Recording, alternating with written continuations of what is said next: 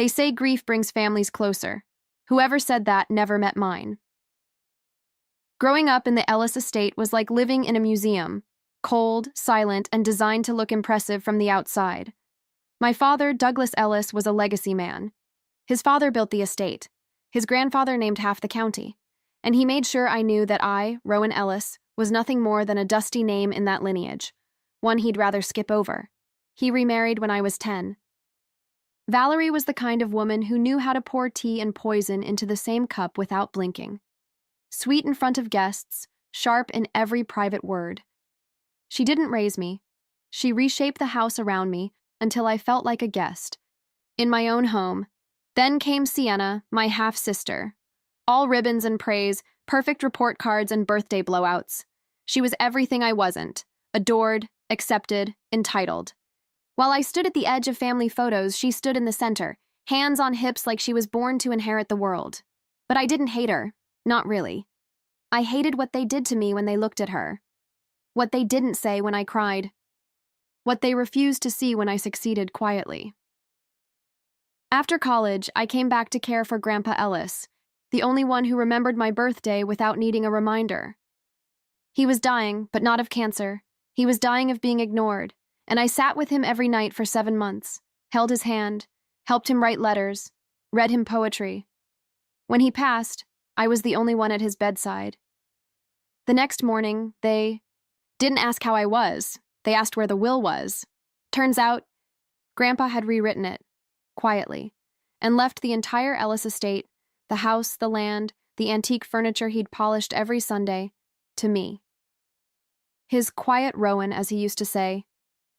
That was the beginning of the end. Valerie didn't scream. She smiled, a tight, thin smile like she was recalculating. Douglas didn't argue. He dismissed it. That old man wasn't in his right mind. And Sienna? She just looked at me like I'd stolen something that was always supposed to be hers. For weeks, they tried to change it, claimed the will wasn't valid, claimed I manipulated him. Eventually, my father called me into his study.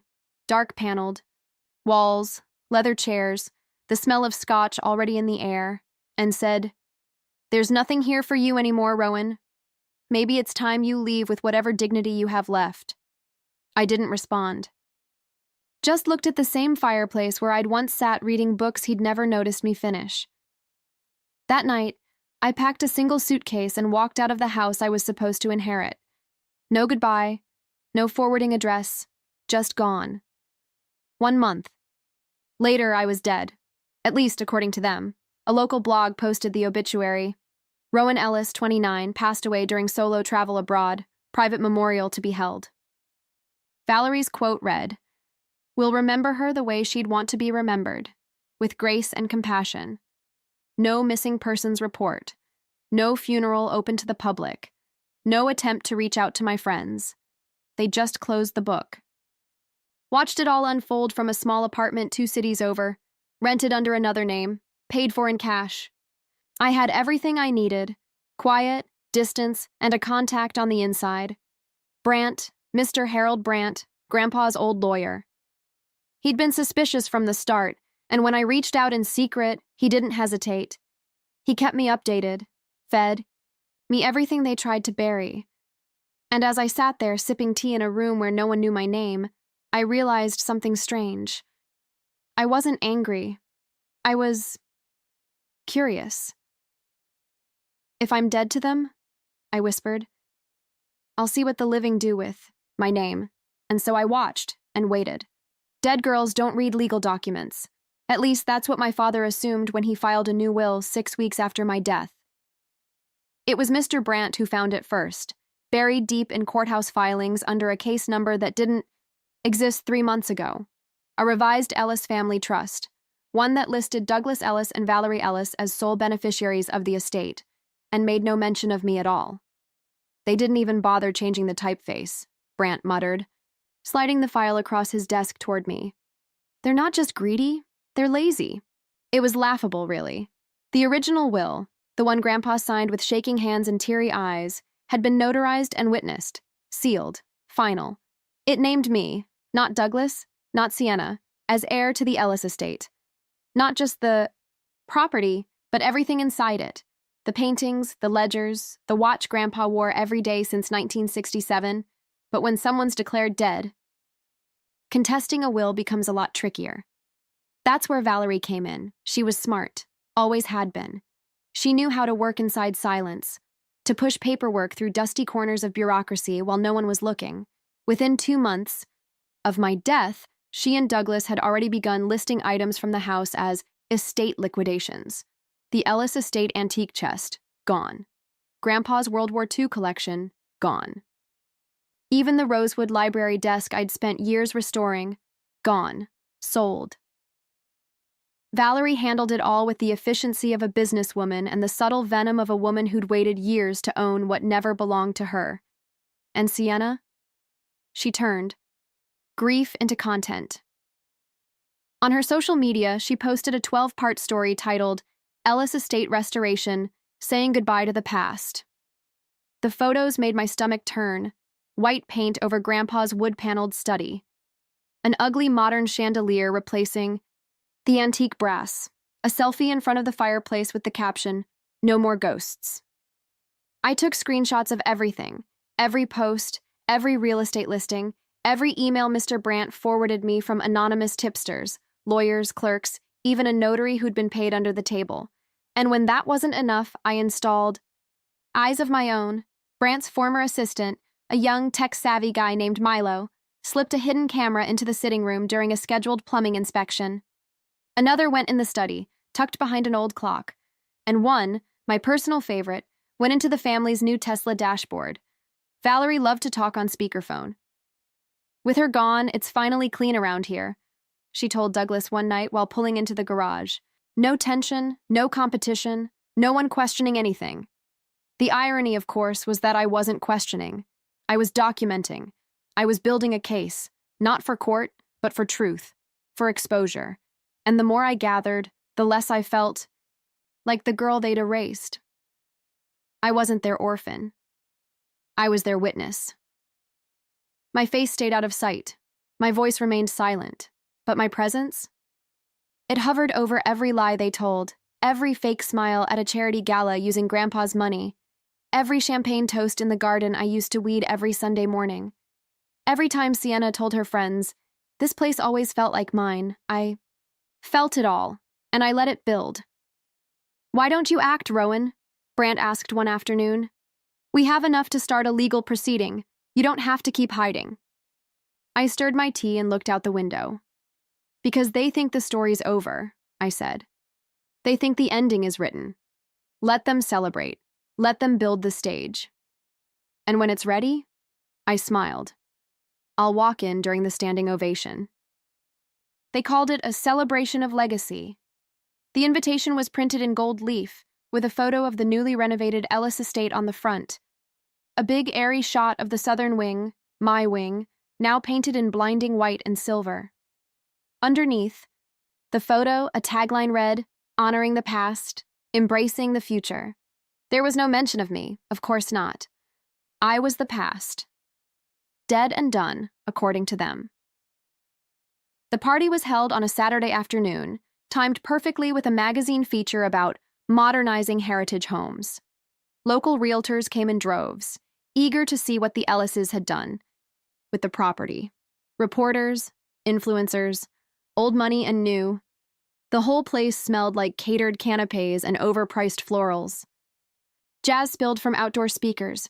Waiters in black vests floated through the hallways with champagne flutes. Sienna was on the front steps, posing for photos in a champagne-colored gown that almost matched her glass. Valerie stood in the center of the main room, giving a tour. "This is the original hearth," she said, placing a manicured hand on the stone. "We kept it as a tribute to Grandpa Ellis. He used to read here every night. He used to read there because I brought him books every night. I watched from the sidewalk for 10 full minutes before stepping through the front gate. My heels crunched against the gravel. Every step forward felt like rewinding time. Not to reclaim it, but to expose it. I wore black. Not mourning black. Commanding black. Fitted blazer. Cropped trousers. A silver pendant I found in Grandpa's top drawer the night before he died. As I entered through the double doors, people turned. Slowly at first, then in waves. The music dimmed, the air shifted, and then the room fell utterly silent. Sienna gasped and dropped her glass. It shattered against the tiled floor. Valerie clutched her clutch like it might deflect a bullet. Douglas stepped out of the study, mouth already forming the beginning of, "But..." I walked to the center of the room. Like it still belonged to me, like it never stopped.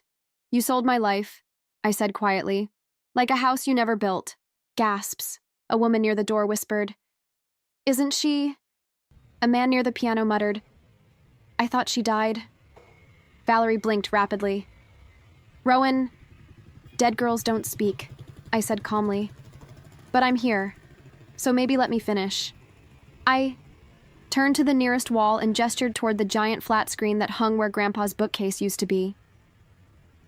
"Since you're all here to enjoy the legacy," I said, reaching into my bag, "I thought we'd take a moment to see how it was earned."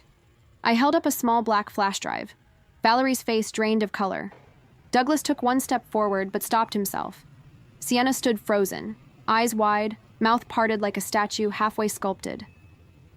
"Let's watch what happened," I said, walking toward the TV. While I was dead, I plugged it in. The screen blinked. The room held its breath.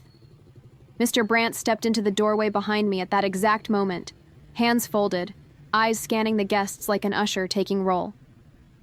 I nodded. Once, the first video began to play. The screen lit up, casting a harsh glow across the room, like a spotlight pulled from the grave. The first clip was grainy, filmed from the dashboard camera in Valerie's Tesla, but her voice rang clear. "With Rowan gone," she said as she backed out of the driveway, "it's finally ours." Douglas's voice responded, faint but smug. "Took long enough. Let's sell it while the market's still hot." There was a pause, the shuffle of papers, then the sound of laughter. "We should have done this years ago." A murmur rippled. Through the room, someone whispered, "Is this real?" Another, "They said she died while traveling, that she drowned." The next slide, a scan of a death certificate, filed under my name, signed by a doctor who didn't exist, stamped by a courthouse that had no record of issuing it, filed 1 month after Rowan left. Mr. Brandt's voice cut in softly, with no death notice, no body, and no legal proceedings, just a signature bought in cash. Then came Sienna, a video from her private Instagram story, one of those close friends only posts. She was in my bedroom, my old bedroom. She was so obsessed with Grandpa's attention, Sienna giggled into the camera. "Guess who got the house?" The caption, "Dead girl's room, time to redecorate," a collective gasp. The sound of someone choking on their drink. The next screen showed an email thread between Valerie, Douglas, and a man named C. Barnett, a lawyer, shady, struck off the Bar Association a year prior. Subject, estate distribution. Alain. "Handle the notary, you two handle the story. She's gone, you're the next of kin, no one will question it." "Split 60-40, Valerie wrote. "Douglas wants the land. I'll take the art and bank accounts. Someone in the back of the sea." Room took out their phone, began recording. Then, the final clip. Grainy footage from the study, the old clock behind the desk ticking softly in the background. Douglas leaning over a table, Valerie beside him, a man with glasses holding a pen. A document titled, "Last Will." "And testament. Just sign and date," the notary said. "After this, she never existed on paper." Douglas signed. Valerie smiled. The video ended. Silence, then a cough, then whispers. I stepped forward, not to gloat, not to shout, but just to be seen, fully. "I didn't return for revenge," I said, voice low but steady. "I came back, for what was always mine." Valerie's hands shook. Douglas turned red. "This is nonsense," he barked. "She faked this whole thing. She disappeared. We thought..." "You didn't think," Mr. Brandt cut in smoothly from the doorway. "You forged, you stole, and now you'll answer for it." 2 officers stepped forward, crisp and quiet. Douglas Ellis, Valerie Ellis. You are under investigation for fraud, conspiracy to commit fraud, forgery of legal documents, and identity theft. You are not under arrest at this time, but you are required to appear. Valerie started to cry. Real tears this time. Sienna shrank back behind a guest, her perfect party makeup cracking under the heat of exposure. I didn't know, she blurted. I thought she really died. Dad said she was gone. And yet you toured my grave with a glass of wine, I said softly. Douglas clenched his fists. You don't belong here, Rowan. Not anymore. I looked around. The room, at the fireplace I used to curl beside, at the staircase I once painted with Grandpa, at the hallway that still creaked when you stepped on the 4th tile. You're right, I said. I don't belong here. Not with you. Then I turned to the guests, to the people who had come expecting a celebration and instead witnessed a reckoning. But this house, this legacy, this name, they were never yours to keep. And with that, I stepped back, not triumphant, just done, not angry, just free. The grave sat beneath the oldest oak tree on the family plot, just outside the Ellis Estate's west gate. The stone was polished, pristine, still new. Someone had come by recently. The lilies at the base were fresh, white, and perfectly arranged. In loving memory of Rowan Ellis, 1994-2022, may she rest in peace. No quote, no scripture, no warmth, just finality. They buried a version of me here.